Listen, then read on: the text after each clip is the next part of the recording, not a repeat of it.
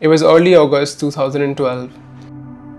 We were in ninth grade and it was around 1 in the afternoon. Biology class was going on and the classroom, as they called it then, had a pin drop silence.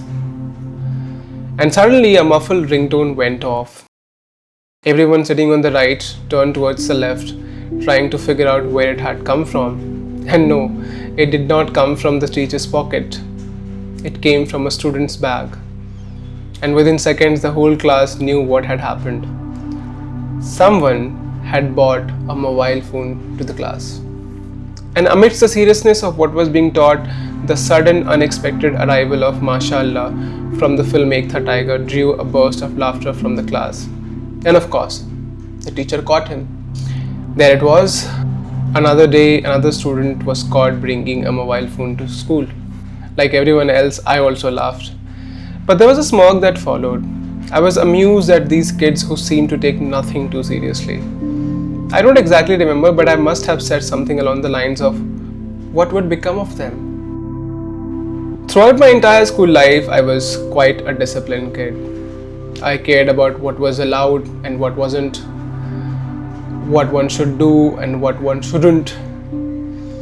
Although I wasn't aware of it back then, I carried this moral high ground with me, so the smirk made sense.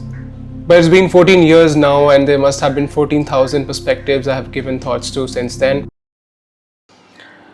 One such perspective landed in my head a few days ago when I was going through the Facebook walls of my school friends.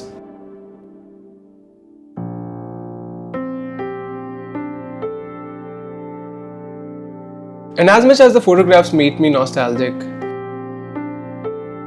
as much as they took me back to those years, to those faces, to the classroom, to those benches and blackboards, it was also nothing sort of a humbling experience to go through them. What humbled me was a very simple question. How are these photographs possible in the first place? They are possible because someone in the class chose not to think too much about the rules and did what they felt like doing. Someone who did not have the same relationship with discipline that I did. And imagine if everybody had thought the same way. If everybody had thought that bringing a mobile phone to school was something they should never do and that they should not break the rules, we would have nothing in our hands today. No pictures of that classroom, no pictures of those faces, no visual proof that makes one go like, we used to look like this? And that's what takes me straight back to the first anecdote. To Shahnawaz, who was caught with that buzzing ringtone. It is because of people like him that we have these pictures today. It is because of people like him that we have an archive of one of the most beautiful, perhaps the most beautiful phase of our lives. These kids were not photographers. They were definitely not thinking about creating an archive. Maybe they just wanted to show the phone to their friends. Maybe they just wanted to have some fun. Maybe they just wanted to take a few pictures. There was nothing rebellious about it. At most, they just wanted to have fun in school.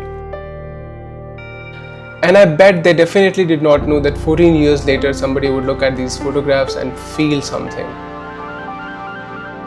And these photographs exist because of a little decision they made one morning while packing their school bag. And now when I look at these pictures, I think about that smirk. I think about Shahnawaz, that afternoon in 2012, and that phone buzzing in his bag.